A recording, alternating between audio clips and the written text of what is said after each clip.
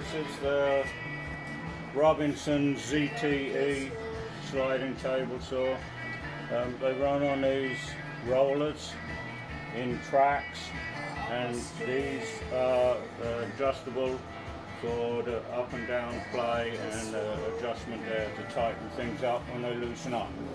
So I've got these set pretty snug, so there's not any movement in it, but it still rolls pretty nice. And this is the table lock here.